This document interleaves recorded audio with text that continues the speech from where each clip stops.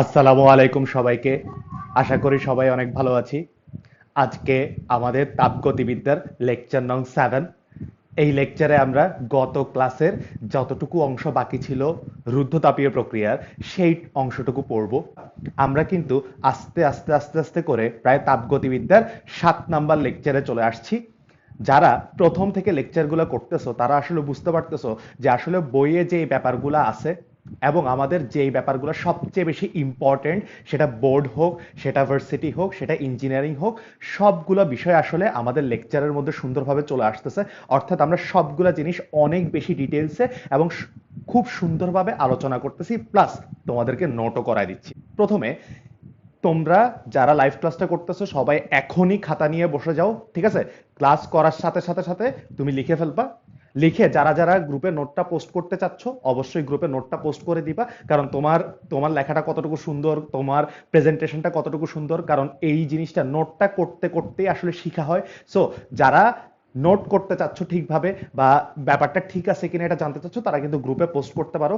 যাদের নোটটা সুন্দর হয় ওদের থেকে দেখে দেখে তুমি নিজেও শিখতে পারবা তাহলে নোটটা কত সুন্দর করে আসলে করা যায়। কারণ আলটিমেটলি পরীক্ষার আগে যখন আমরা পড়াশোনা করি তখন কিন্তু পুরো বইটা পড়াটা আমাদের পক্ষে পসিবল হয় না। তখন কিন্তু এই নোটের ইম্পর্টেন্ট যে টপিকগুলো এগুলো যদি আমরা একটু আলাদা করে মার্ক করে রাখি এবং নোটের টপিকগুলো যদি পড়ে যাই তাহলে কিন্তু আমাদের পরীক্ষার আগে পড়াটা অনেক বেশি ইজি হয়। ঠিক আছে? সো আসো, সবাই সবার ফ্রেন্ডদেরকে আস্তে আস্তে মেনশন করে দিতে থাকো। আমরা আজকে রুদ্ধতাপীয় ক্লাসটা শুরু করতেছি। আজকে আমরা শুরু করব হচ্ছে আমাদের তাপগতিবিদ্যার ক্লাস নং 7, যেটাতে আমরা রুদ্ধতাপীয় প্রক্রিয়ার বাকি অংশটা পড়ব।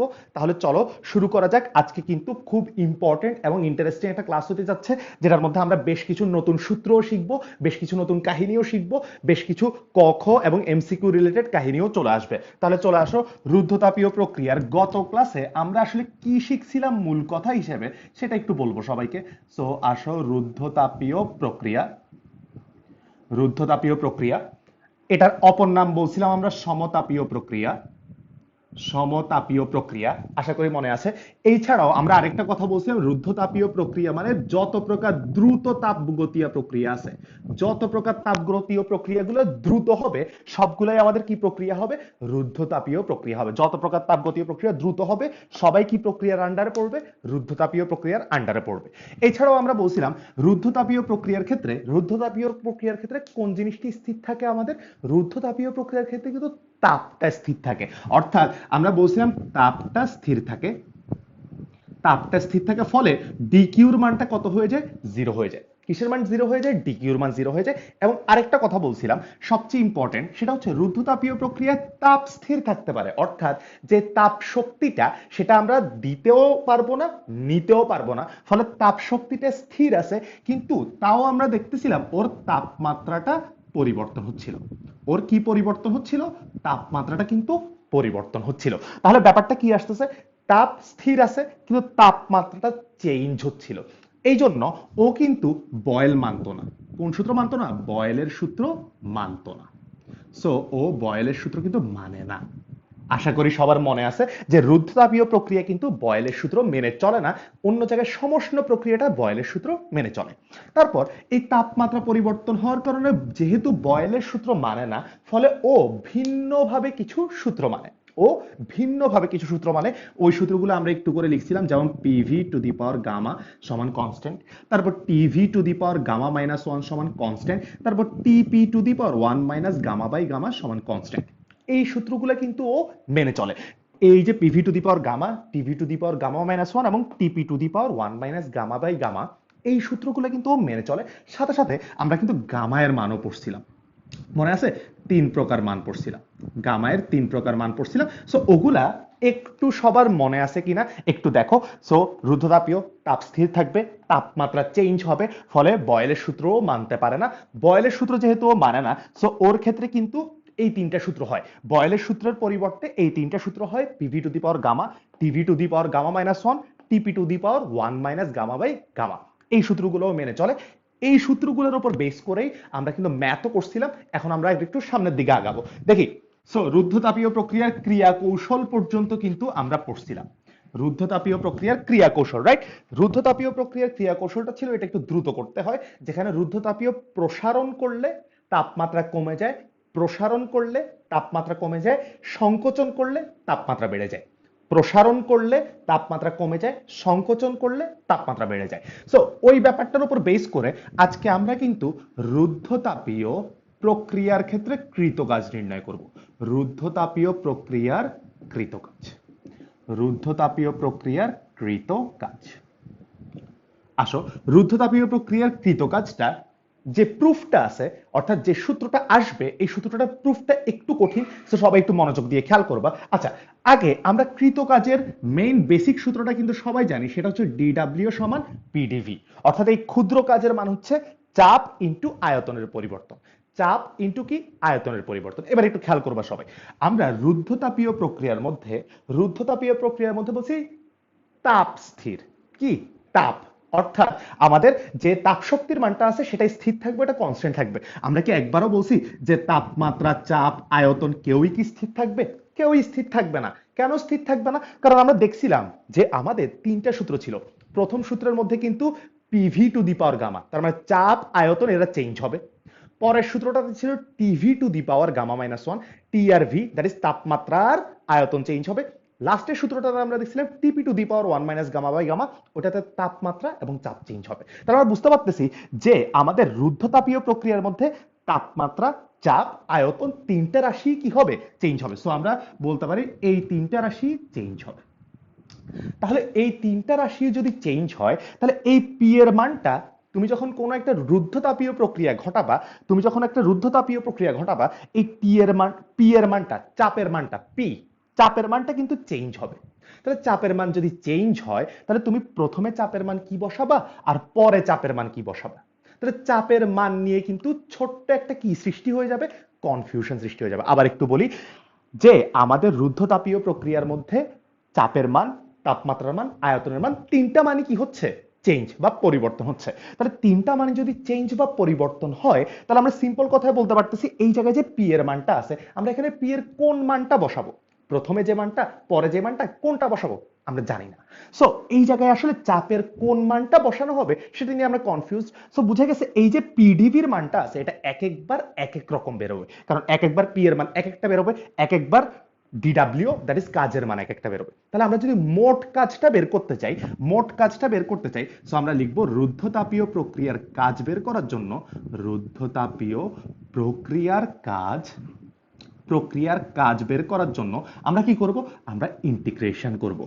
Integration of DW. কেন ইন্টিগ্রেশন করতেছি সবাই একটু খেয়াল করবা, কারণ আমাদের এই জায়গার মধ্যে পি এর মানটা চেঞ্জ হচ্ছে। সো প্রথমে পি এর মান একটা, এরপর আরেকটা, এরপর আরেকটা, এরপর আরেকটা, এরকম করে পি এর মান যত পরিমাণ চেঞ্জ হবে সবগুলা পি এখানে বসায় অনেকগুলো আমরা ডিডব্লিউ পাবো।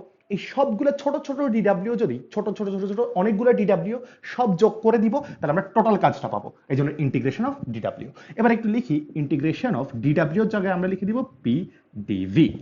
ইন্টিগ্রেশন অফ ডিডব্লিউ জায়গায় কি লিখে দিব? পিডিভি, চাপ ইনটু ডিভি। এবার একটু খেয়াল করবো, একটু কাজ করবো এখানে। আচ্ছা, আমরা কিন্তু সবাই PV to the power gamma equal to constant এটা পড়ে আসছি। কি? PV to the power gamma সমান কনস্ট্যান্ট পড়ে আসছি। সো এখানে দেখো তো পি, এটা হচ্ছে V to the power gamma. তাহলে আমরা চাইলে এই পি এর মানটা এখান থেকে বের করে এখানে বসাই দিতে পারি। তাহলে একটু খেয়াল করবো তো, পি ইকুয়াল টু আসবে কি? K V to the power gamma. এটাকে একটু চেঞ্জ করে দেখো তো, কে ভি টু দি পাওয়ার গামাকে আমরা K V to the power minus gamma লিখতে পারি না?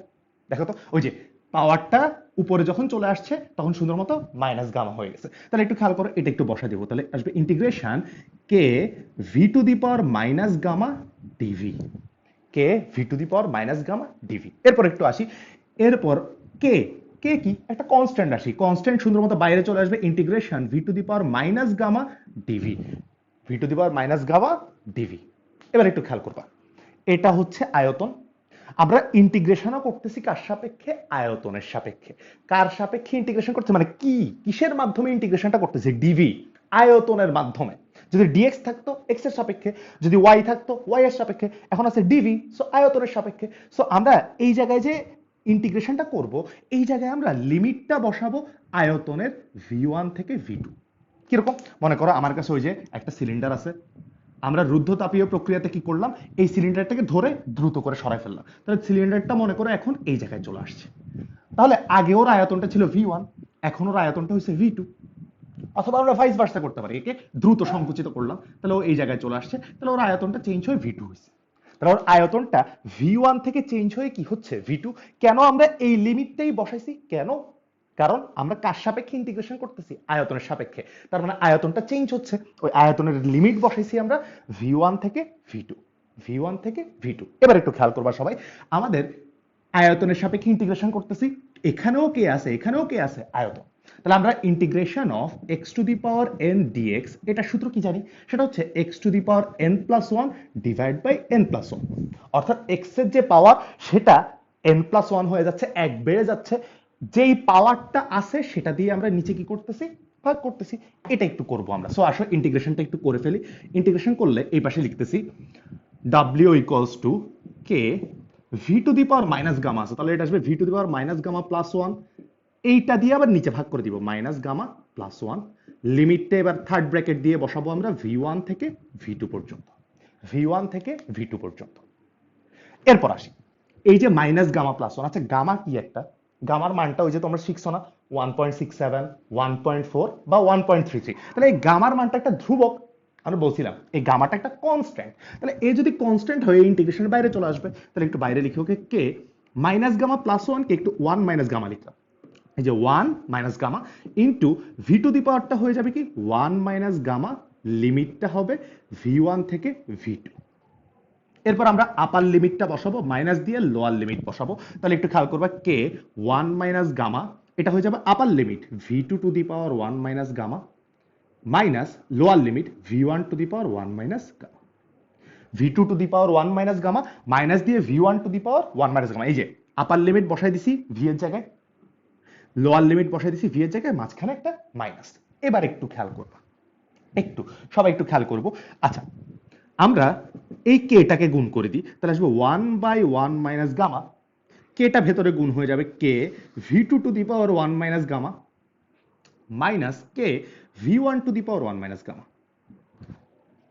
দেখি কে দিয়ে গুণ করে দিছি। এবার দেখো তো কেটা কোত্থেকে আসছিল, কেটা কোত্থেকে আসছিল, এই যে কেটা আসছিল এখান থেকে, PV to the power gamma সমান কে। তাহলে এই যে কেটা আসছে PV to the power gamma থেকে, তাহলে এই কে এর মানটা কত, PV to the power gamma. আমরা কে এর মানটা সুন্দর মতো এখানে বসাই দিতে পারি। তাহলে আসো কে এর মানটা সুন্দর মতো এই জায়গা থেকে নিয়ে এখানের মধ্যে বসাই দিব। এর আগে আমি এটা একটু মুছে দিব। সো মোছার আগে সবাই একটু লাস্ট একটা স্ক্রিনশট নিয়ে ফেলো বা দ্রুত করে একটু লিখে ফেলো। দেখি আমি তোমাদের কোনো কোশ্চেন আছে কিনা দেখি।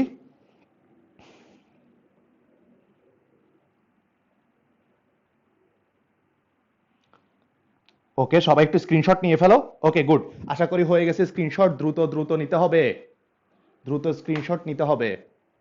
তাহলে আমি এই পাশটা একটু মুছে দিব, তাহলে একটু খেয়াল করবা। আচ্ছা এবার আসি K V two to the power one minus gamma, K V one to the power one minus gamma. এখন আমরা বলছি কি যে কে কে এই কে মানে কি PV to the power gamma, PV to the power gamma. আচ্ছা তোমাদের মনে আছে গতকালকে কিন্তু একটা জিনিস শিখেছিলাম আমি তোমাদেরকে, যে PV to the power gamma সমান কনস্ট্যান্ট। এটাকে আমরা কিন্তু চাইলে এভাবে লিখতে পারি P one V one to the power gamma is equals to P two V two to the power gamma. এটা শিখেছিলাম গতকালকে যে PV to the power gamma, এটাকেই তো লিখছিলাম কি P one V one to the power gamma, P two V two to the power gamma. তাহলে এই দুইটাই ইকুয়ালস টু কিসের মানের সমান হবে, কনস্ট্যান্টের মানের সমান হবে। তাহলে এই যে একটা কে আছে, এই যে একটা কে আছে, এর পাশে আছে ভি টু, এর পাশে আছে ভি টু। তাহলে এই কে এর মানটা তখন এটা বসাইলে ভালো হয় না, কারণ ওর পাশে একটা ভি টু আছে। সেম ভাবে এই জায়গায় আছে ভি ওয়ান, এই জায়গায় আছে কে, তাহলে কে এর পাশে কোন মানটা বসালে ভালো হবে, ভি ওয়ান ওয়ালা মানটা বসাইলে। সো কে এর জায়গায় আমরা একবার এটা বসাবো, কে এর জায়গায় আমরা একবার এটা বসাবো। তাহলে একটু আসো বসাই দিই। তাহলে ডব্লিউ ইজ ইকুয়ালস টু আসতেছে one by one minus gamma, K এর জায়গায় এই যে ভি টু আছে ভি টু, সো এটা বসাই দিব আমরা। সো আসবে P two V two to the power gamma gamma into V two to the power one minus gamma, one minus gamma. তারপর আছে একটা মাইনাস, দিলাম মাইনাস, দিলাম মাইনাস, এই যে মাইনাস। তারপরে কে, কে এর জায়গায় এবার বসাবো এটা P one V one to the power gamma, এই জায়গায় আছে V one to the power one minus gamma. তাহলে ব্যাপারটা কি করছি সবাই একটু খেয়াল করবা, আমরা কে এর মানটা বসাইছি এই সূত্র থেকে। তাহলে এই সূত্র মানেই এই সূত্র, সো এটা ইকুয়াল টু কনস্ট্যান্ট। আমাদের যেখানে ভি2 ছিল ওখানে ভি2 ওয়ালা সূত্রটা বসাইছি, যেখানে ভি1 ছিল ভি1 ওয়ালা সূত্রটা বসাইছি। এই যে এই যে আশা করি বুঝছো সবাই। সো আমরা এরপর যদি আরেকটু সামনে আগে 1/1 মাইনাস গামা, একটু খেয়াল করবা পি2 থাকবে, ভি2 পাওয়ার গামা, এই যে ভি2 তাহলে বেস বেস দুইটা সমান, তাহলে পাওয়ার পাওয়ার যোগ, ভি2 to the power gamma plus 1 minus gamma minus দিয়ে পি1 ভি1, তাহলে পি1 থাকলো, ভি1 এর হবে কি gamma plus 1 minus gamma, gamma plus 1 minus gamma, এই যে তাহলে এটা আসতেছে 1/1 মাইনাস গামা। দেখো তো গামা মাইনাস গামা শেষ 1 থাকবে, তাহলে ভি2 পাওয়ার 1, তাহলে ভি2 পাওয়ার 1 মানে কত ভি2, ভি1 এর পাওয়ার 1, তাহলে আসতেছে P two V two minus P one V one, P two V two minus দিয়ে পি1 ভি1।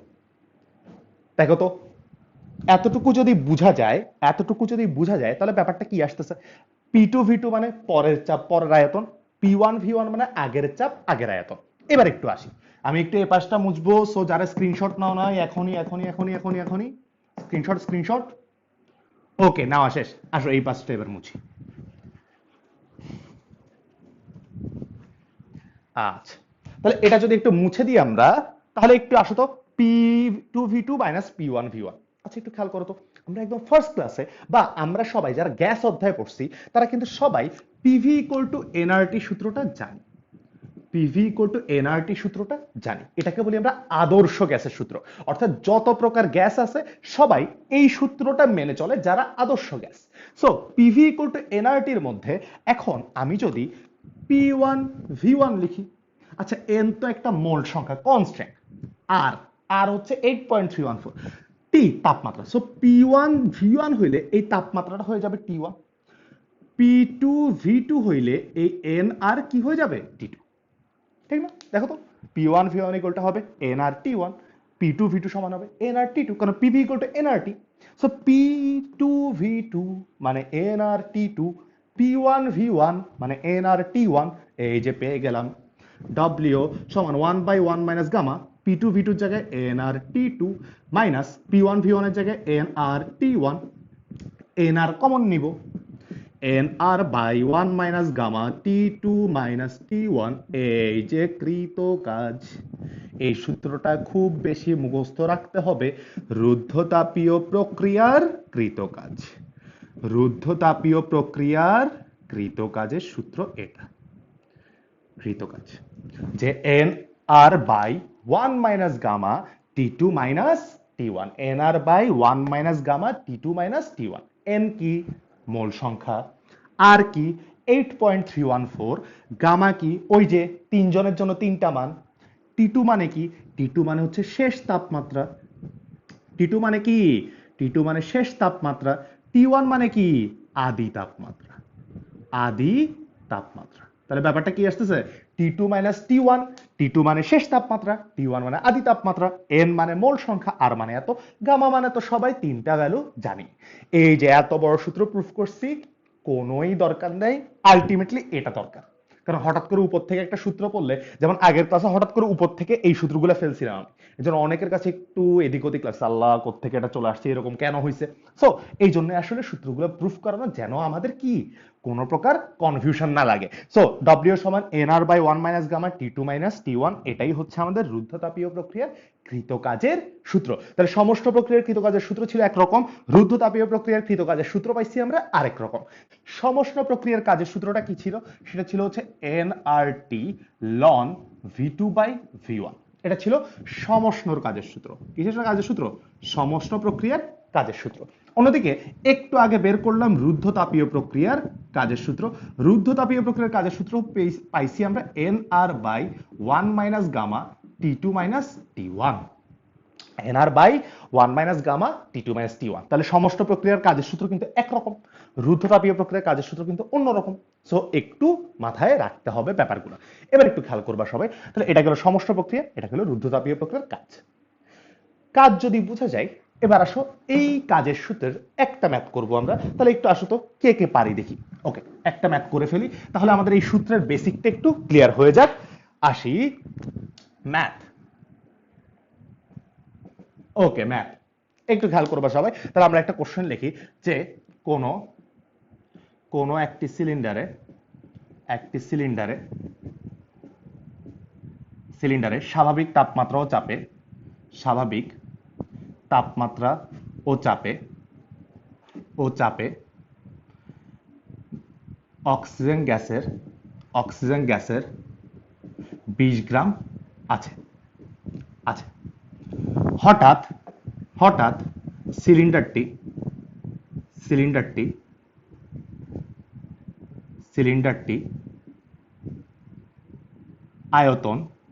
সিলিন্ডারটির আয়তন 4 গুণ প্রসারিত করা হলো 4 গুণ প্রসারিত করা হলো।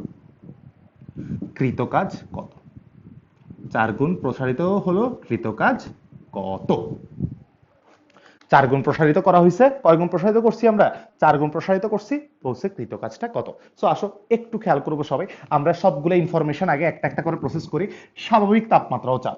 স্বাভাবিক তাপমাত্রা মানে হচ্ছে 0 ডিগ্রি সেলসিয়াস, তার মানে 273 কেলভিন। স্বাভাবিক তাপমাত্রা মানে 0 ডিগ্রি সেলসিয়াস বা 273 কেলভিন। স্বাভাবিক চাপ মানে হচ্ছে 1 অ্যাটমসফিয়ার বা হচ্ছে 101 325 প্যাসকেল। 1 অ্যাটমসফিয়ার বা কি 101 325 প্যাসকেল। অক্সিজেন গ্যাসের 20 গ্রাম আছে, তাহলে আমাদেরকে একটা ভর দিয়ে দেওয়া আছে যেটার মান হচ্ছে 20 গ্রাম। বলছে হঠাৎ সিলিন্ডারটির আয়তন 4 গুণ প্রসারিত করছে, তাহলে এই জায়গায় একটা ওয়ার্ড লেখা আছে হঠাৎ। হঠাৎ মানে কি স্লো না দ্রুত? হঠাৎ মানে কি স্লো হওয়া সম্ভব না, হঠাৎ মানে অবশ্যই কি দ্রুত। তাহলে দ্রুত সিলিন্ডারটির আয়তন 4 গুণ প্রসারিত করছি, তাহলে ওর আয়তনটা কয় গুণ প্রসারিত করা হয়েছে? 4 গুণ প্রসারিত করে ফেলা হয়েছে, অর্থাৎ ওর আয়তনটা 4 গুণ করে ফেলা হয়েছে। কৃতকাজটা কত? তাহলে একটু খেয়াল করবা। একটু আমাদের প্রথমে আসি, কৃতকাজ কত বের করতে বলছে। তাহলে আমরা একটু পাশে কাজের সূত্রটা লিখি, N R by 1 minus gamma T2 minus T1। এটা হচ্ছে কাজের সূত্র। তাহলে কি কি মান লাগতেছে আমার একটু খেয়াল করো। এন মোল সংখ্যা লাগতেছে, আচ্ছা একটা ভর দেওয়া আছে, তাহলে মোল সংখ্যা বের করা যায় না। মোল সংখ্যা বের করার সিস্টেম কি? ভর ডিভাইড বাই কি ভর? আণবিক ভর। এই যে ভর দিছে কিন্তু এই মোল সংখ্যা বের করার জন্যই, সো এনটা বের করে রাখলাম। ভরের মান কত পাচ্ছি? 20। এম মানে আণবিক ভর, কোন গ্যাস বলা আছে? Oxygen gas. অক্সিজেন গ্যাসের আণবিক ভর কত? 32। তাহলে এই জায়গা থেকে কিন্তু আমরা মোল সংখ্যার মানটা পেয়ে যাচ্ছি। এরপরে আসি আর কনস্ট্যান্ট 8.314 1 মাইনাস গামা। গামা এর মানটা কত হবে? গামা কিন্তু ডিপেন্ড করে কয় পারমাণবিক গ্যাস সেটার উপর, এই জায়গায় কয় পারমাণবিক গ্যাস আছে? অক্সিজেন আছে, O2। তার মানে কয় পারমাণবিক? দ্বিপারমাণবিক। কয় পারমাণবিক? 2। সো পারমাণবিকতা যদি 2 হয় তাহলে গামার মান কত হয়? 1.4। Very good. T2 minus T1। আচ্ছা T2 মানে হচ্ছে শেষ তাপমাত্রা, T1 মানে আগের তাপমাত্রা। অর্থাৎ এই যে সিলিন্ডারটা কয় গুণ প্রসারিত করছি? 4 গুণ প্রসারিত করে ফেলছি। তাহলে আগে একটা তাপমাত্রা ছিল, প্রসারিত করার পর আরেকটা তাপমাত্রা হয়েছে। দেখি তো কেউ বলতো, রুদ্ধতাপীয় প্রক্রিয়ায় আমরা তো প্রসারিত করছি, তাপমাত্রা বাড়বে না কমবে? রুদ্ধতাপীয় প্রক্রিয়ায় আমরা তো প্রসারণ করছি, প্রসারণ করলে তাপমাত্রা বাড়বে না কমবে? দেখি কে কে পারে। এই কোশ্চেনটার আনসার, রুদ্ধতাপীয়র ক্ষেত্রে তো প্রসারণ করছি, প্রসারণ করলে তাপমাত্রা বাড়বে নাকি কমবে? দেখি তো। রুদ্ধতাপীয় প্রসারণ করছি এই যে একদম বলছে রুদ্ধতাপে তো বলছেন টেম্পারেচার কনস্ট্যান্ট। কই রুদ্ধতাপীয় প্রক্রিয়ার ক্ষেত্রে টেম্পারেচার কনস্ট্যান্ট হয় কখনো? Impossible, impossible. দেখি এই যে সবাই সঠিক অ্যান্সার দিচ্ছে। রুদ্ধতাপীয় প্রসারণ, তার মানে আয়তন বাড়াইছি, অণুগুলা দূরে সরে যাবে, সংঘর্ষ কমে যাবে, তাপমাত্রা কমে যাবে।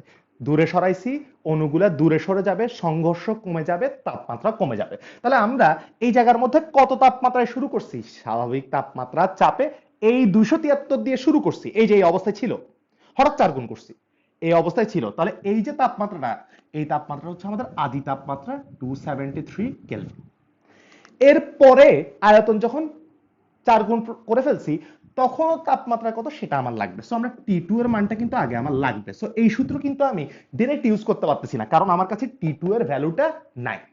কিন্তু আমার কাছে আছে যে ওর আয়তন কয় গুণ করা হয়েছে? 4 গুণ। তাহলে ওর আদি আয়তন যদি V হয়, পরের আয়তন কত হয়ে গেছে? 4V। আদি আয়তন যদি V হয়, পরের আয়তন কত হয়ে গেছে? 4V। তাহলে আমরা এই জায়গা থেকে সুন্দর মতো T2 এর মানটা বের করে আনতে পারি। কোন সূত্র? প্রক্রিয়া কি? দ্রুত। রুদ্ধতাপীয়। রুদ্ধতাপীয় প্রক্রিয়ার তাপমাত্রার আয়তন T1 V1 gamma minus 1 T2 V2 gamma minus 1। তাহলে টি টুর মান চাচ্ছি আমরা, কার মান? টি টু। সো টি টু সমান এই ভি টুটা এই পাশে ভাগ আসবে, সো আসবে টি ওয়ান ইন্টু ভি টুটা ভাগ, so V one divide by V two whole to the power gamma minus one সমান টি টু। সুতরাং টি টুর মান কত আসতেছে? টি ওয়ান বসায় দাও 273 কেলভিন ইন্টু ভি ওয়ান এর মান বসায় দাও ভি, ভি টুর মান বসায় দাও 4v whole to the power gamma minus one, gamma minus one, গামার মান কত? 1.4 মাইনাস ওয়ান। দেখি তো কে কে বুঝি নাই, আরেকবার একটু বলি। আমাদের এই জায়গার মধ্যে আয়তনটা আমরা চেঞ্জ করছি, কিন্তু কোন প্রক্রিয়ায় চেঞ্জ করছি? রুদ্ধতাপীয় প্রক্রিয়া। এই যে দ্রুত চেঞ্জ করছি, দ্রুত মানে রুদ্ধতাপীয় প্রক্রিয়া চেঞ্জ করছি। রুদ্ধতাপীয় প্রক্রিয়া যদি চেঞ্জ করি আমরা, আমার আয়তনটা দেওয়া আছে, আমার তাপমাত্রাটা বের করতে হবে, তাহলে তাপমাত্রার আয়তনের সম্পর্ক বসাবো, এই যে এই সম্পর্ক। সো এই জায়গা থেকে আমরা এই যে টি টু বা পরবর্তী তাপমাত্রাটা বের করে আসো, এটা আসতেছে 156.798 কেলভিন, 156.798 কেলভিন। ওকে, ভেরি গুড, টি টু এটা। তাহলে এবার আসো, আমরা তো আমাদের কাজের সূত্র বের করতে হবে, সো আমরা লিখবো কৃতকাজ, কৃতকাজ বা ডাব্লিউ সমান কি NR by 1 minus gamma T two minus T one. তাহলে টি টুর মান আর টি ওয়ান এর মান পেয়ে গেছি, এন এর মান পেয়ে গেছি এই যে 20/32, তাহলে বসাই 20/32 ইন্টু আর 8.314, 1 মাইনাস গামা, গামার মান কত আমাদের জন্য? 1.4 বসাইলাম, টি টু, টি টু মানে শেষ তাপমাত্রা এই যে 156.798, টি ওয়ান কত বের করছি? 273 মাইনাস 273, এই যে যোগ করব, যত বেরোবে এত জুল হচ্ছে আমাদের অ্যান্সার, এত জুল হচ্ছে আমাদের অ্যান্সার। তাহলে দেখছো আমরা কিন্তু ডিরেক্ট এই সূত্রটা ইউজ করতে পারতেছিলাম না, একটু আমাকে টি টুটা বের করে আনতে হচ্ছিল। কেন বের করতে হচ্ছিল? এই যে আমাদের এই জায়গায় কিন্তু একটা টি টু আছে, সো কেমনে বের করছি? আয়তনের কাহিনী আছে, আয়তন দিয়ে বের করছি। তাহলে কাজের সূত্রের কাহিনীটা আশা করি সবাই বুঝছো, যে তোমার আসলে কাজের সূত্রের জন্য যেই যে ভ্যালুগুলো লাগবে, তুমি কোশ্চেনের মধ্যে ওই ভ্যালুগুলাই অলওয়েজ খুঁজবা, ওই ভ্যালুগুলাই অলওয়েজ খুঁজবা। এবার আসো, আমি একটু আগে সমষ্ণ আর রুদ্ধতাপীয় দুইটারই কাজের সূত্র লিখছিলাম না? দুইটারই কি লিখছিলাম? কাজের সূত্র লিখছিলাম। সো আসো এই সমষ্ণ রুদ্ধতাপীয়র একটা মিক্স আপ লেভেলের ম্যাথ করে ফেলি। দেখি সবাই, 2 নাম্বার লিখবো যে হচ্ছে কোন একটি সিলিন্ডারে সিলিন্ডারে সিলিন্ডারে 0.5 গ্রাম হিলিয়াম গ্যাস আছে, হিলিয়াম গ্যাস আছে। সিলিন্ডারটিকে সিলিন্ডারটিকে সিলিন্ডারটিকে স্বাভাবিক তাপমাত্রা ও চাপে, স্বাভাবিক তাপমাত্রা ও চাপে রাখা আছে, রাখা আছে। আচ্ছা, প্রথমে সিলিন্ডারটিকে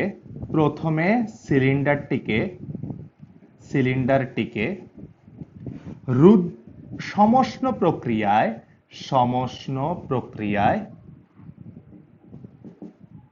প্রক্রিয়ায় দ্বিগুণ প্রসারিত করা হলো, দ্বিগুণ প্রসারিত করা হলো হলো এরপর সেটিকে রুদ্ধতাপীয় প্রক্রিয়ায়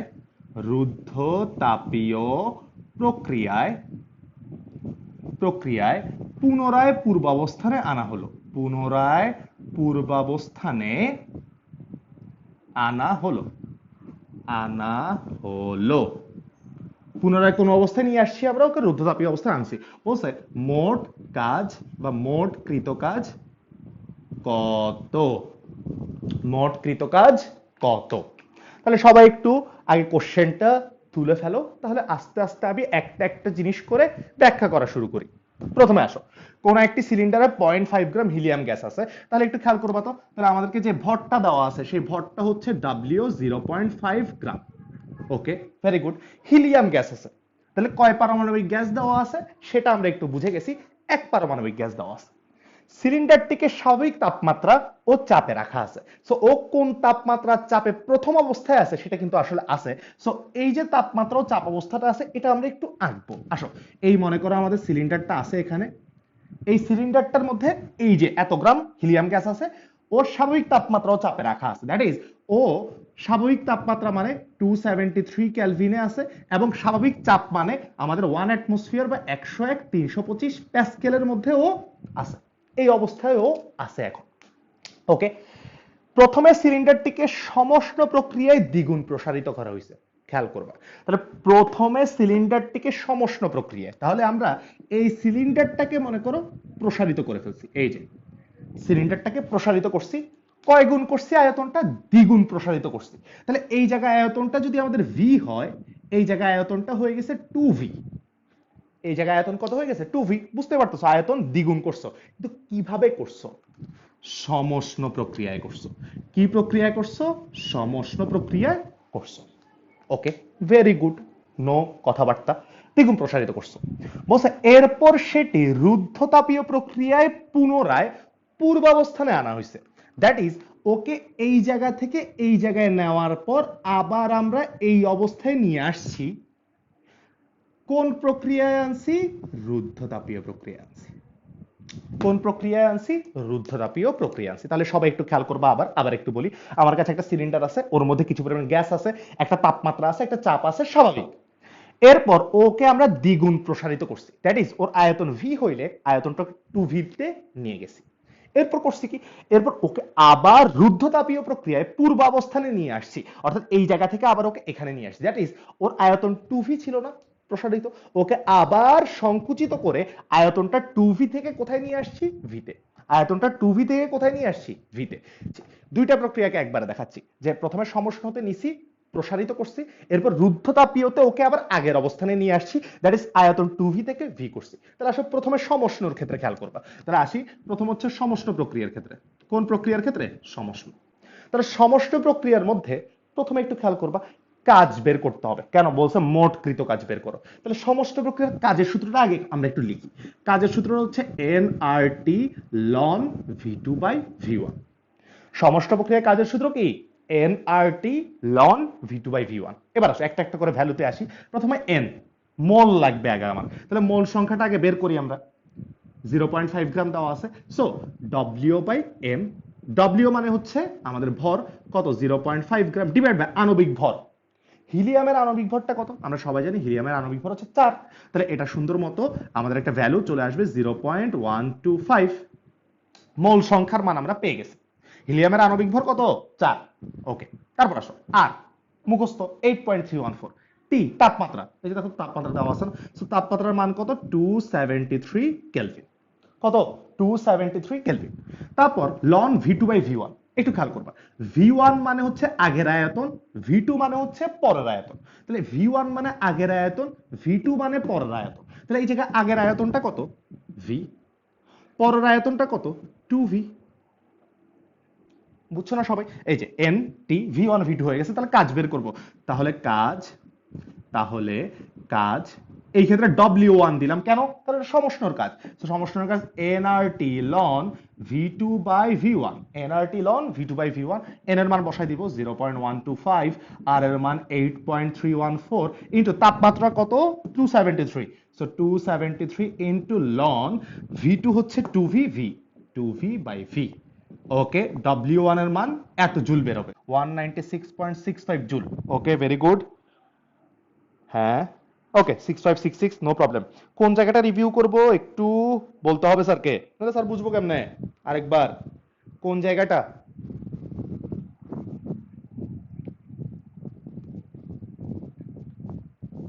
ওকে, সবাই বলতেছে ভেরি গুড, ভেরি গুড। ওকে, তাহলে সবাই একটু প্র্যাকটিস করছেন। যার কোশ্চেন ছিল সমষ্ণ প্রক্রিয়াটা, আচ্ছা ঠিক আছে, সমষ্ণ প্রক্রিয়াটা আবার একটু রিভিউ করি, একটু করে বলি, ছোট্ট করে সিম্পল। বলছে প্রথমে সিলিন্ডারটিকে সমষ্ণ প্রক্রিয়ায় দ্বিগুণ প্রসারিত করা হয়েছে, অর্থাৎ এই জায়গায় যে সিলিন্ডারটা আছে না, এটার আয়তনটা আমরা দ্বিগুণ করছি, কিন্তু কি প্রক্রিয়ায় করছি? সমষ্ণ প্রক্রিয়া করছি। এরপর বলছে কি? প্রসারিত করা হলো। এরপর সেটি রুদ্ধতাপীয় প্রক্রিয়ায় পুনরায় পূর্বাবস্থানে আনা হয়েছে। তাহলে এই জায়গায় ছিল, পুরা ঘুরায় আবার আগের অবস্থানে নিয়ে আসছি। কি প্রক্রিয়াতে আনছি? রুদ্ধতাপীয়। তাহলে ব্যাপারটা হয়েছে কি, আগে যাওয়ার সময় সমষ্ণতে গেছি, আসার সময় রুদ্ধতাপীয়তে আসছি। সো যাওয়ার সময় সমষ্ণতে গেছি, সো কাজ বের করতে বলছে, এরপর কাজের কাহিনী করছি। অর্থাৎ এই জায়গা থেকে এই জায়গায় যখন আসছি, আমরা সমষ্ণ প্রক্রিয়াতে আসছি, অর্থাৎ ওকে আস্তে আস্তে আস্তে আস্তে প্রসারিত করছি। ধীরে ধীরে করলেই প্রক্রিয়া কি হয়ে যায়? সমষ্ণ। সো এই জায়গা থেকে এই জায়গায় যখন প্রসারণটা করছি, তখন আস্তে আস্তে করছি। অর্থাৎ এই জায়গায় যদি আমাকে কথাটা বলতো সিলিন্ডারটিকে সমষ্ণ প্রক্রিয়ায় দ্বিগুণ প্রসারিত করা হয়েছে, এটা না বলে বলতো সিলিন্ডারটিকে ধীরে ধীরে দ্বিগুণ প্রসারিত করা হয়েছে, তাহলেও আমাকে বুঝতে হইতো প্রক্রিয়াটা কি, সমষ্ণ। আচ্ছা, এটা গেল সমষ্ণ প্রক্রিয়ার কাজ। তাহলে আসো তো একটু সাইডে লিখে রাখি, সমষ্ণ প্রক্রিয়ার কাজটা পাইছি 196.65। ওকে, ভেরি গুড। তারপর একটু চলে আসি, তারপর একটু আমরা এবার রুদ্ধতাপীয়টা দেখব। রুদ্ধতাপীয়টা দেখব। রুদ্ধতাপীয়টা একটু মনোযোগ দিয়ে খেয়াল করতে হবে সবার, এটা কিন্তু একটু কঠিন। তাহলে একটু আসো, রুদ্ধতাপীয়টার মধ্যে আমাদের কি কি ভ্যালু দেওয়া আছে এটা আগে তুমি বুঝতে হবে। সো এই জন্য আমরা রুদ্ধতাপীয়র ক্ষেত্রে কাজ বের করার জন্য আগে কাজের সূত্রটা লিখি। কি কি ভ্যালু আমার দরকার, nr by 1 minus gamma t2 minus t1। nr by 1 minus gamma t2 minus t1। এবার আসো, n বের করে রাখছি অলরেডি, n এর মান ছিল 0.125। Very good. আর মুখস্থ 8.314। 1 মাইনাস গামা, গামার ভ্যালু কত হবে, হিলিয়াম গ্যাস দেওয়া আছে। কি গ্যাস দেওয়া আছে, হিলিয়াম গ্যাস। হিলিয়াম গ্যাস মানে এক পারমাণবিক গ্যাস। সো গামার মান আসবে কত আমাদের জন্য, এক পারমাণবিকের জন্য গামার মান কত, 1.67। ওকে, ভেরি গুড। টি2 মাইনাস টি1, টি2 মানে পরের তাপমাত্রা, টি1 মানে আগের তাপমাত্রা, এটা একটু বুঝতে হবে। আচ্ছা, রুদ্ধতাপীয় প্রক্রিয়াটার মধ্যে আমরা আসছি কিভাবে, আসছি হচ্ছে এই জায়গা থেকে এখানে। তাহলে রুদ্ধতাপীয় প্রক্রিয়ার জন্য এটা হচ্ছে আদি অবস্থা, এরপর এটা হচ্ছে আমার শেষ অবস্থা। একটু বুঝতে হবে, রুদ্ধতাপীয় প্রক্রিয়ার জন্য এটা হচ্ছে আদি অবস্থা, এটা হচ্ছে শেষ অবস্থা, কারণ আমরা এখান থেকে এখানে আসছি। সো রুদ্ধতাপীয় প্রক্রিয়ার জন্য আয়তনটা 2v থেকে v হয়েছে। তাহলে রুদ্ধতাপীয় প্রক্রিয়ার জন্য 2v থেকে যদি v হয়, তাহলে রুদ্ধতাপীয় প্রক্রিয়ার আদি আয়তন v1 এর মান হয়ে যাবে 2v, শেষ আয়তন v2 এর মান হয়ে যাবে v। আশা করি বুঝছি। আবার একটু বলি, আমরা রুদ্ধতাপীয় প্রক্রিয়ায় এই অবস্থা থেকে এই অবস্থায় আসছি। তাহলে যাওয়ার সময় না এমনি গেছি, আসার সময় রুদ্ধতাপীয় প্রক্রিয়ায় 2v থেকে কোথায় আসছে, v তে। দ্যাট ইজ আমাদের আদি অবস্থা হচ্ছে 2v অবস্থা, শেষ অবস্থা হচ্ছে v অবস্থা। তার মানে রুদ্ধতাপীয় প্রক্রিয়ায় 2v থেকে v তে আসছি, অর্থাৎ আদি অবস্থা 2v, শেষ অবস্থা v। তাপমাত্রা দরকার, একটু খেয়াল করবো সবাই খুব মনোযোগ দিয়ে। আচ্ছা, সমষ্ট প্রক্রিয়াটা একটু বুঝো। আমাদের তাপমাত্রাটা 273 কেলভিন ছিল না, তারপর সমষ্ট প্রক্রিয়া আমরা v থেকে 2v তে গেছিলাম, আমার তাপমাত্রাটা 273 কেলভিন ছিল এই জায়গায়। এরপর সমষ্ণ প্রক্রিয়া আমি এই জায়গায় আসছি। তাহলে এই সিলিন্ডারের সমষ্ণ মানে কি, তাপমাত্রা সেম। দ্যাট ইজ যখন আমার আয়তন প্রসারিত হয়েছে তখন এই জায়গার তাপমাত্রাটাও কত আসলে, 273 কেলভিন।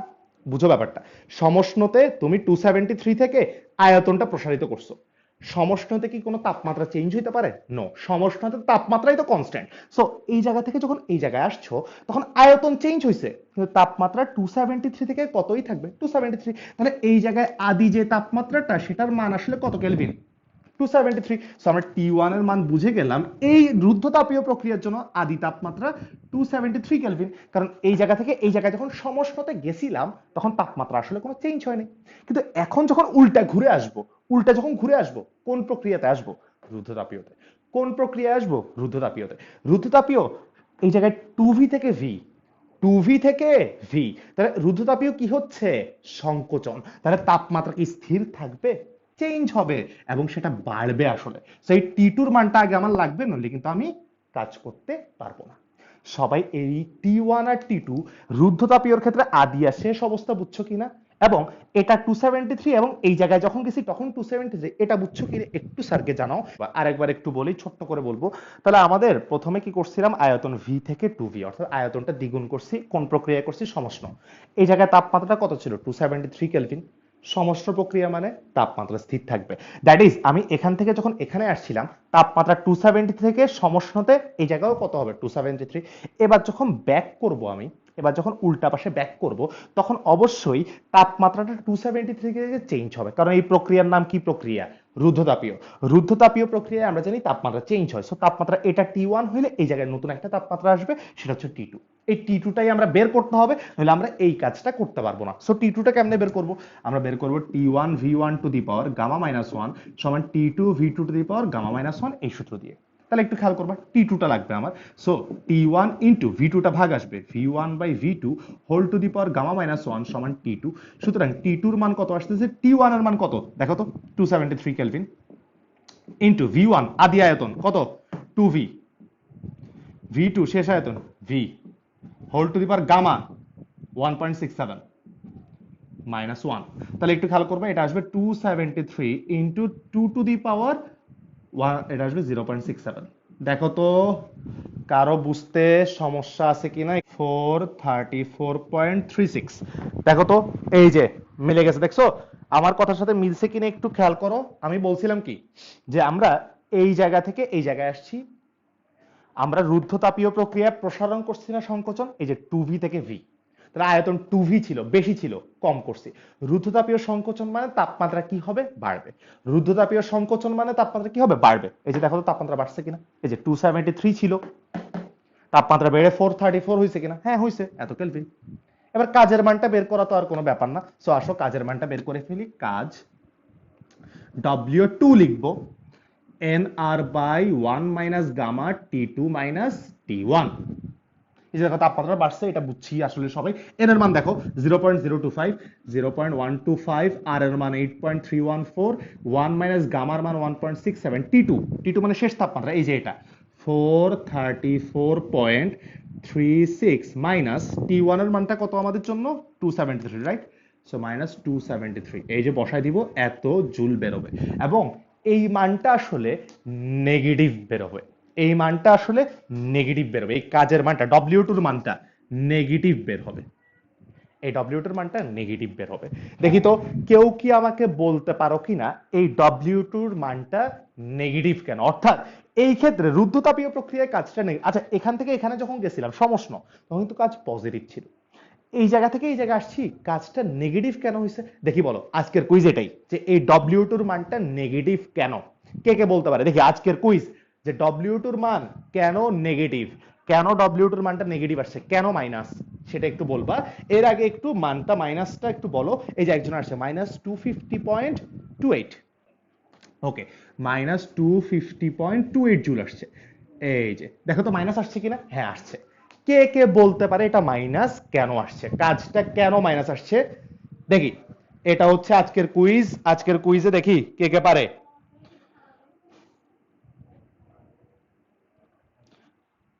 অলরেডি কিন্তু একজনের হয়ে গেছে, একজনের হয়ে গেছে, দেখি কে কে পারে তাড়াতাড়ি। আজকের কুইজ হচ্ছে কেন কাজের মানটা এই ক্ষেত্রে কেন নেগেটিভ হয়েছে, আগের বার কেন নেগেটিভ হয় নাই, এবারই কেন নেগেটিভ হয়েছে দেখি কে কে বলতে পারে।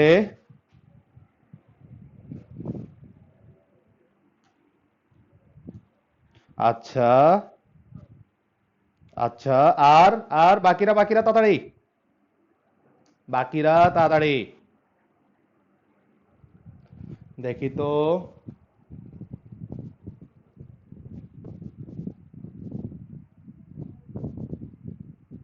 আচ্ছা, ওকে, আর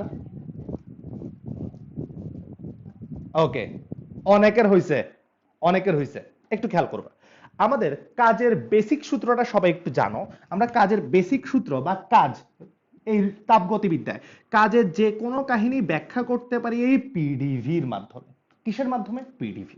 একটু খেয়াল করো তো, আমাদের প্রথম ধাপের সমষ্ণ প্রক্রিয়ায় আয়তনটা ভি থেকে 2v হয়েছিল। তাহলে এই জায়গায় আয়তনটা কম থেকে বেশি দিয়ে গেছে, আয়তনটা বাড়ছে। আয়তনটা যেহেতু বাড়ছিল, আয়তন বৃদ্ধি মানে ডিভি পজিটিভ, অটোমেটিক্যালি ডিডব্লিউ কি হয়ে গেছে, পজিটিভ। কথা কি বুঝা যায়, যে আমাদের আয়তন যখন বাড়ছে অটোমেটিক্যালি ডিডব্লিউ পজিটিভ হবেই, কারণ এই জায়গা থেকে এই জায়গায় গেছো, আয়তন বাড়াইছো, সো অবশ্যই এই জায়গায় কাজটা পজিটিভ হবে। কোথায়, সমষ্ণর ক্ষেত্রে। কিন্তু রুদ্ধতাপীয়র ক্ষেত্রে তুমি 2v থেকে ভিতে আনছো, তাহলে আয়তন বেশি থেকে কমে আসছে, আয়তন কি পাইছে, হ্রাস। আয়তন কি পাইছে, হ্রাস। অর্থাৎ আয়তন যেহেতু হ্রাস পাইছে, আয়তন হ্রাস পাইছে মানে ডিভি কি হবে, নেগেটিভ। ডিভি যদি নেগেটিভ হয়, ডিডব্লিউ এর মানও কি হবে, ডিডব্লিউ এর মানও কি হবে, নেগেটিভ হবে। অর্থাৎ অর্থাৎ ব্যাপারটা কি আসলো, আমাদের আয়তন এই জায়গায় হ্রাস পাইছে, সংকোচন করছি আমরা, অবশ্যই কাজের মান কি আসতে হবে, নেগেটিভ আসতে হবেই। আয়তন হ্রাস পাইছে বা সংকোচন হয়েছে, এই জন্যই কাজের মান কি আসতে হবে, নেগেটিভ আসতে হবে। তাহলে আগের বার কেন পজিটিভ হয়েছে, কারণ আগের বার প্রসারণ হয়েছে। পরের বার কেন নেগেটিভ হয়েছে? কারণ রুদ্ধতাপীয় প্রক্রিয়ায় সংকোচন হয়েছে। আচ্ছা, আমাকে মোট কৃত কাজ বের করতে বলছো, তাহলে যারা অ্যান্সারে বলছো সংকোচন হয়েছে এই জন্য বা আয়তন হ্রাস পাইছে এই জন্য, তাদের অ্যান্সারটা হয়েছে। সো যে প্রথম তিনজন হবে, দেখি যে প্রথম তিনজন হবে তারাই উইনার। ঠিক আছে, তাহলে চেক করা হবে আমাদের লাইভ ক্লাসের শেষে। আসি, তাহলে আমাদেরকে বলছে কি মোট কাজটা বের করো। তাহলে কাজটা নেগেটিভ হয়েছে কেন সবাই আশা করি বুঝছি, কারণ ডিডব্লিউ সমান হচ্ছে পিডিভি। তাহলে আয়তনটা কি হয়েছে? হ্রাস পাইছে। আয়তন যদি হ্রাস পায় কাজের মান কি হবে? নেগেটিভ। এই জন্যই তো আমরা মোট কাজটা বের করব এখন। চলে আসো, মোট কাজ, মোট কাজ ডব্লিউ সমান আসবে W1 প্লাস W2। মোট মানে কি? যোগ। মোট কাজ যোগ করব। সো W1 এর মান ছিল 196.65 প্লাস W2 এর মান কিন্তু মাইনাসে আসছে, সো মাইনাস 250.28। তাহলে মানটা দেখো তো মাইনাস কত জুল আসতেছে, একটু বলো স্যারকে মাইনাস কত জুল আসতেছে মানটা দেখি তো। মোট কাজ -53.637, এই যে একদম বলেছে -53.637 জুল। তাহলে এই হচ্ছে আমাদের মোট কাজ। তাহলে বোঝা গেছে ব্যাপারটা যে আলটিমেটলি পুরা রেজাল্টটা কি আসছে। পুরা রেজাল্ট আসছে এটা যে তুমি সমস্ত প্রক্রিয়ায় যতটুকু কাজ করে ওকে এখান থেকে এখানে কাজ করা হয়েছিল এর চেয়ে বেশি কাজ হয়েছে যখন তুমি অপোজিটে আনছো। অর্থাৎ তোমার বাইরে থেকে বেশি কাজ করতে হচ্ছে, আর ভেতর থেকে ওখানে যখন গেছিলা মানে সমস্ত প্রক্রিয়া যখন প্রসারিত হয়েছিল তখন কাজটা কম হয়েছে। এই জন্যই টোটাল কাজটা কি চলে আসছে? নেগেটিভ। তার মানে বাহ্যিক যে কাজটা হয়েছে ওই বাহ্যিক কাজটা বেশি হয়েছে বা সিস্টেমের উপর কাজটা বেশি হয়েছে, এই জন্য কাজটা টোটালি কি আসছে? নেগেটিভ আসছে। দেখি, আশা করি সবাই বুঝছো। এই হচ্ছে আমাদের পরের ম্যাথটা। এই ম্যাথটা কিন্তু বেশ টাফ একটা ম্যাথ। সো যারা যারা এই ম্যাথটা পারছো আসলে বা বুঝছো একবারেই, তারা কিন্তু আসলেই এই চ্যাপ্টারে ভালো করতে পারবা। তাহলে একটু চলে আসি, এই হচ্ছে আমাদের মোট কাজ। কেউ যদি না বুঝে থাকো কেন নেগেটিভ হয়েছে, কেন এই কাহিনী হয়েছে, স্যারকে একটু বলতে পারো। কেউ যদি না বুঝে থাকো একটু বলতে পারো। চলে আসি আমরা এরপর। এটা হচ্ছে আমাদের রুদ্ধতাপীয় প্রক্রিয়ার বেশ কিছু ম্যাথের কাহিনী পড়লাম আমরা। এবার আমরা এই চ্যাপ্টারে খুব ইম্পর্টেন্ট একটা কোশ্চেন পড়বো।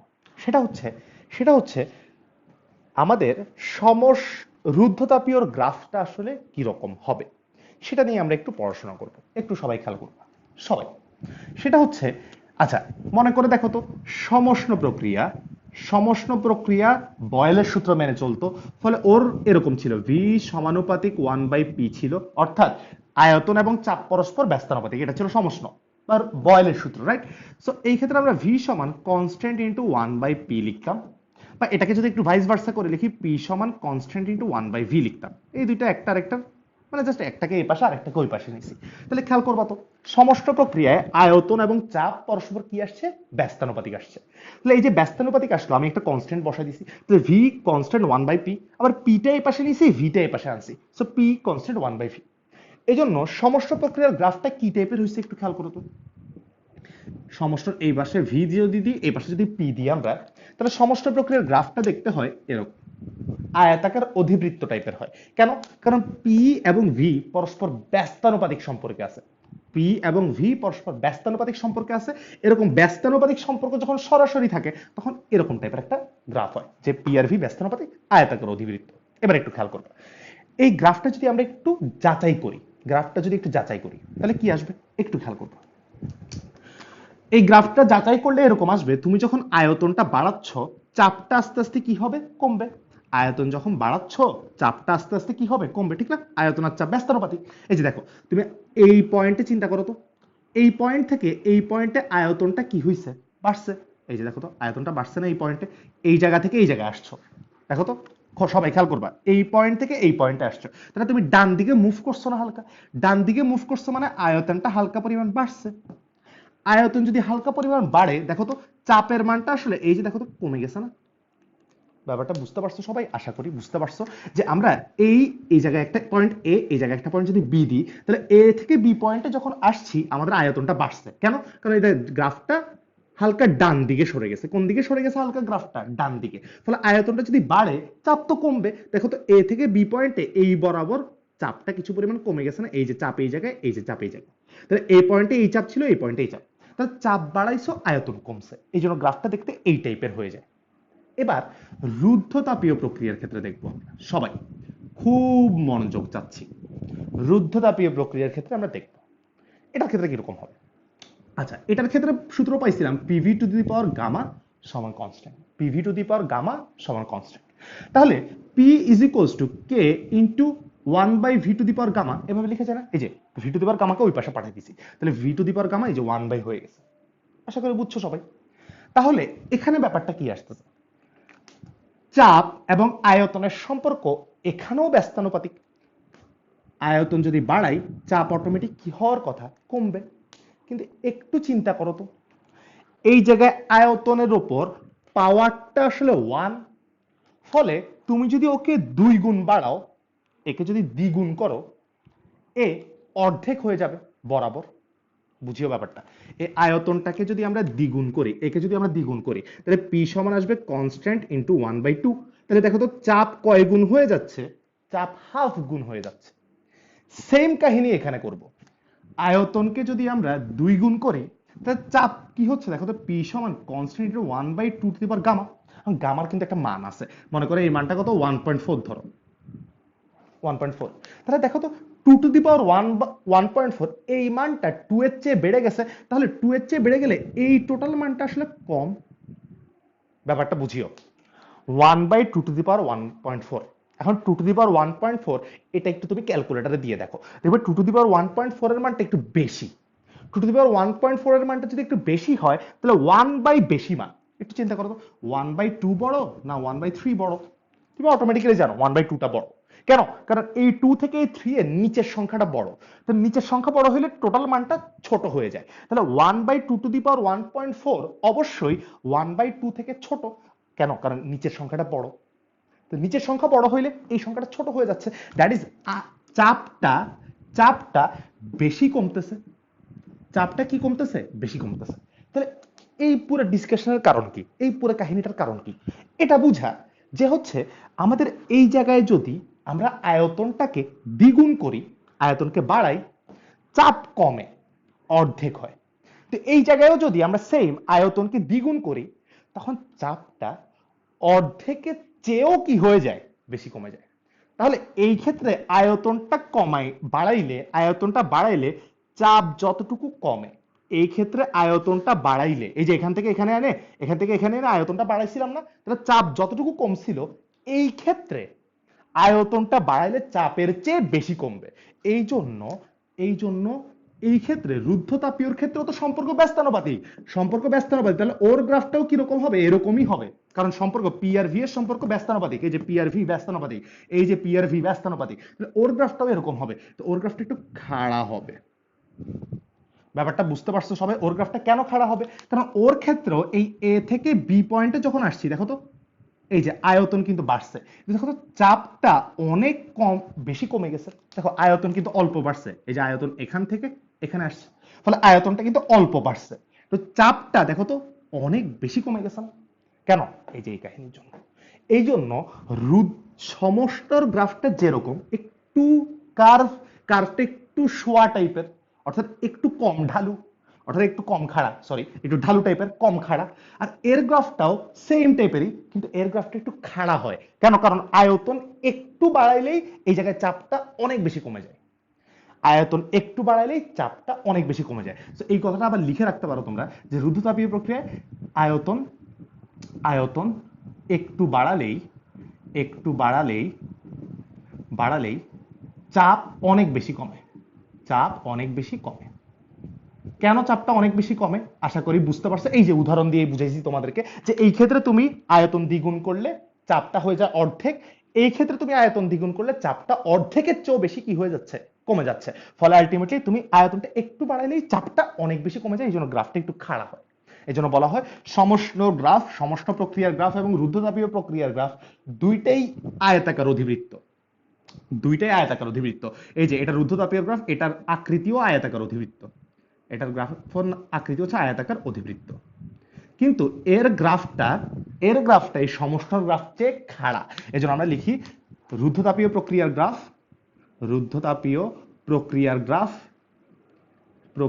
গ্রাফ বা লেখচিত্র সমষ্ণ প্রক্রিয়ার লেখচিত্র চেয়ে খাড়া। সমষ্ণ প্রক্রিয়ার লেখচিত্র অপেক্ষা খাড়া, সমষ্ণের গ্রাফ অপেক্ষা খাড়া। অপেক্ষা খাড়া। এই যে রুদ্ধতাপীয় প্রক্রিয়ার গ্রাফটা সমষ্ণ গ্রাফের চেয়ে কিছুটা খাড়া হয়, অর্থাৎ সমষ্ণটা এরকম টাইপের, একটু শোয়া টাইপের হয়, এরকম একটু শোয়া টাইপের হয়, আর এটা একটু খাড়া টাইপের হয়, ঠিক আছে, একদম খাড়া টাইপের হয়। এই যে দেখছো ঠুস করে নেমে গেছে হয়। এখন কতটুকু খাড়া হয়, কতটুকু খাড়া হয় সেটাই আমরা দেখব। এটাকে বলা হয়, আসি সবাই একটু খেয়াল করবা, এই কোশ্চেনটা কিন্তু খ নাম্বার, দ্যাট ইজ অনুধাবনমূলকে বেশ আসে। সো এই ব্যাপারটাই আমরা এখন শিখবো, যে সমষ্ণ প্রক্রিয়ার গ্রাফটার চেয়ে রুদ্ধতাপীয় গ্রাফটা খাড়া, এটা আমরা জানি, কিন্তু কতটুকু খাড়া, কতটুকু মানে কতটুকু এক্সট্রা খাড়া হবে, এটাকে আমরা লিখব যে রুদ্ধতাপীয় রুদ্ধতাপীয় প্রক্রিয়ার বা রুদ্ধতাপীয় পরিবর্তনের বা রুদ্ধতাপীয় প্রক্রিয়ার ঢাল ঢাল প্রক্রিয়ার লেখচিত্র লেখচিত্র সমষ্ণ প্রক্রিয়ার লেখচিত্র অপেক্ষা খাড়া, সমষ্ণ এর গ্রাফ অপেক্ষা অপেক্ষা খাড়া। এটা আমরা জানছি, একটু আগে লিখছি, কিন্তু কতটুকু খাড়া, কতটুকু খাড়া, এটা হচ্ছে কোশ্চেন। কতটা খাড়া, কতটুকু খাড়া, কতটুকু খাড়া। এই খাড়াটা হচ্ছে কতটুকু খাড়া, এই খাড়াটা হচ্ছে বলা হয় গামা গুণ খাড়া। কত গুণ খাড়া, গামা গুণ খাড়া। অর্থাৎ সমষ্ণ প্রক্রিয়ার গ্রাফটা যতটুকু সাইজ, রুদ্ধতাপীয় গ্রাফটা এর চেয়ে গামা গুণে খাড়া।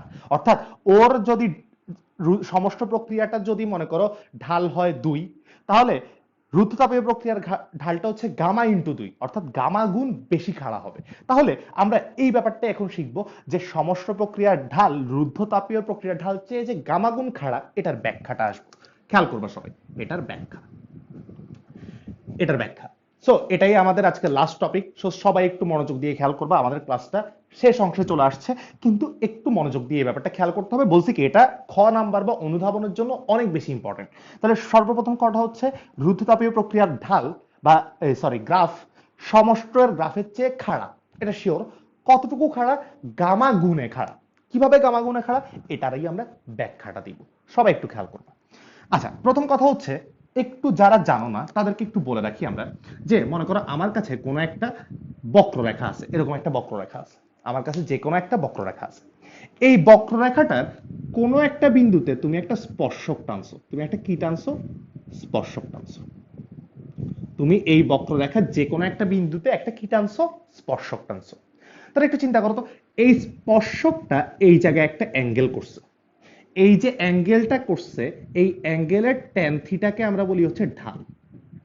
মনে আছে আশা করি সবার, ঠিক আছে, সরল রেখার মধ্যে পড়ছো সবাই এটা, যে কোনো একটা বক্ররেখা আছে, এর ওপর আমরা একটা স্পর্শক টানছি, এই স্পর্শকের যে অ্যাঙ্গেলটা ক্রিয়েট করছে এক্স অক্ষের ধনাত্মক অংশের সাথে, সেটাকে আমরা বলি ওর ঢাল, সেটাকে আমরা কি বলি, ওর ঢাল বলি।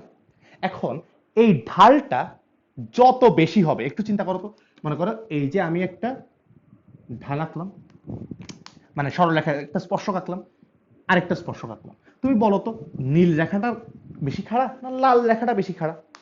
অবশ্যই লাল রেখাটা বেশি খাড়া, ঠিক না? লাল রেখাটা এই যে এরকম পুরো দাঁড়ায় আছে, নীল রেখাটা হালকা একটু শোয়া টাইপের। সো যেই ক্ষেত্রে ঢাল যত বেশি হবে, সে তত বেশি খাড়া হবে। ব্যাপারটা বুঝতে পারছি? দেখো তো, এই ক্ষেত্রে অ্যাঙ্গেলটার চেয়ে এই লাল ক্ষেত্রে অ্যাঙ্গেলটা বেশি। সো যে যত বেশি খাড়া হবে, তার ঢালটা আসলে তত বেশি হবে। তাহলে আমরা এই জায়গায় যে খাড়াটা প্রুফ করতে চাচ্ছি, কতটুকু খাড়া, এর জন্য আসলে আমার এই স্পর্শকের ঢাল দরকার। কি, ওই বক্ররেখাটার স্পর্শকের ঢাল দরকার। তাহলে আসো, এই ঢালটা বের করার জন্য, এই ঢালটা বের করার জন্য আগে একটু করে সবাই বেসিকটা লিখে রাখি, যে যার ঢাল যত বেশি, যত বেশি সে তত বেশি খাড়া, সে তত বেশি খাড়া। কথা বুঝতে পারছি? যার ঢালটা যত বেশি হবে সে তত বেশি খাড়া হবে। এবার ঢাল বের করবো কেমনে, আমরা লিখলাম যে স্পর্শকের কোনো একটা বক্ররেখা যে কোনো বিন্দুতে স্পর্শকের ঢাল, যারা ডিফারেন্সিয়েশন পড়ছো তারা আসলে জানো, সেটা হচ্ছে ডিওয়াই বাই ডিএক্স। কোনো একটা বক্ররেখা, এই যে লালটা হচ্ছে আমাদের একটা বাঁকানো রেখা, এই বাঁকানো রেখাটার যে কোনো এক বিন্দুতে আমরা স্পর্শক আঁকলে এই স্পর্শকের একটা ঢাল বেরোবে। এই স্পর্শকের ঢালটার মান হচ্ছে ডিওয়াই বাই ডিএক্স। কত? D y by d x. যারা ডিফারেন্সিয়েশন পড়ো নাই ওদের জন্য একটু মুখস্থ করতে হবে, আর যারা পড়ছো তারা তো খুব ইজিলি ব্যাপারটা বুঝতে পারতেছো। যে কোনো বিন্দুতে স্পর্শকের ঢাল হচ্ছে ডিওয়াই বাই ডিএক্স। এই যে ঢালটা আছে, এই এক্সটা বুঝায় এই যে এক্স অক্ষ বরাবর যে জিনিসটা আছে, এটা বুঝায় ওয়াই অক্ষ বরাবর যে জিনিসটা আছে। অর্থাৎ বুঝছো, এটা এই এক্সটা বুঝাচ্ছে এই এক্স অক্ষ বরাবর, ওয়াইটা বুঝাচ্ছে এই ওয়াই অক্ষ বরাবর যেটা আছে। তাহলে এখন আমরা ব্যাখ্যাটা দেওয়ার জন্য আমরা প্রথমে সমষ্ণ রেখার ঢাল বের করব। সমষ্ণ লেখয়ের ঢাল, সমষ্ণ লেখয়ের ঢাল বের করব। তাহলে আগে সমষ্ণ লেখটা আঁকি আমি। এই যে মনে করে এটা হচ্ছে আমাদের সমষ্ণ লেখ, আঁকলাম। এই বরাবর আয়তন আছে, এই বরাবর চাপ আছে। ও কোন সূত্রটা মেনে চলে? ও মেনে চলে পিভি ইকুয়াল টু কনস্ট্যান্ট। চাপ এবং আয়তনের গুণফল একটা কি রাশি? একটা কনস্ট্যান্ট রাশি। এবার ওর ক্ষেত্রে আমরা ঢাল বের করতে চাচ্ছি। ঢাল কেমনে বের করব? আমাকে বের করতে হবে ডিওয়াই বাই ডিএক্স। এবার আসো, এক্স অক্ষ বরাবর কে আছে? ভি। ওয়াই অক্ষ বরাবর কে আছে? পি। তার মানে আমার ডিওয়াই বাই ডিএক্স বের করতে হবে, মানে আমার ডিওয়াই বাই ডিএক্স বের করতে হবে, মানে এই জায়গায় আমাকে কি বের করতে হবে? ডিপি বাই ডিভি বের করতে হবে। ব্যাপারটা খেয়াল করো সবাই আবার। ডিওয়াই বাই ডিএক্স বের করতে হইলে আমি ঢাল পাবো। ঢাল মানে হচ্ছে ওয়াই অক্ষের জিনিস ডিভাইড বাই এক্স অক্ষের জিনিস। তাহলে ওয়াই অক্ষের জিনিস মানে হচ্ছে আমাদের এবার পি, সো ওয়াই এর জায়গায় বসবে পি। এক্স অক্ষের জিনিস মানে আমার কে আছে? ভি, সো বসবে ভি। সো ডিপি বাই ডিভিটাই হচ্ছে আমার এই বক্ররেখার যে কোনো বিন্দুতে স্পর্শকের ঢাল। কথা বোঝা গেছে? D p by d v. তাহলে দেখো তো, কার সাপেক্ষে ডিফারেন্সিয়েশন করতেছি আমরা? কার সাপেক্ষে ডিফারেন্সিয়েশন করতেছি? আয়তনের সাপেক্ষে। সো সুন্দর মতো আমরা এই জায়গায় ডিফারেন্সিয়েশন করব আয়তনের সাপেক্ষে। ব্যাপারটা আশা করি সবাই বুঝতে পারছো কেন আয়তনের সাপেক্ষে ডিফারেন্সিয়েশন করতেছি। কেন আয়তনের সাপেক্ষে ডিফারেন্সিয়েশন করতেছি? ওই যে আয়তনের সাপেক্ষে করা আছে এখানে ডিফারেন্সিয়েশন। সো আসো, ডিফারেন্সিয়েশন করার সময় এটা ইউভি ফর্মুলা। ইউভি, ইউভি মানে কি? ইউ কে বাইরে রেখে ভি এর ডিফারেন্সিয়েশন, ভি কে বাইরে রেখে ইউ এর ডিফারেন্সিয়েশন। অর্থাৎ একজনকে রেখে দিব, প্রথমে পি কে রেখে দিলাম D D V of V, plus V কে রেখে দিলাম D D V of P equal to কনস্ট্যান্টের ডিফারেন্সিয়েশন 0।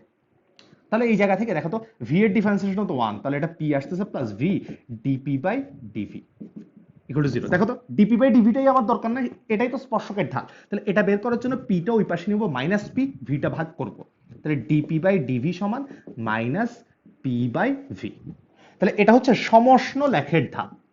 সমষ্ণ লেখের ঢাল, সমষ্ণ লেখের ঢাল হচ্ছে ডিপি বাই ডিভি সমান মাইনাস পি বাই ভি।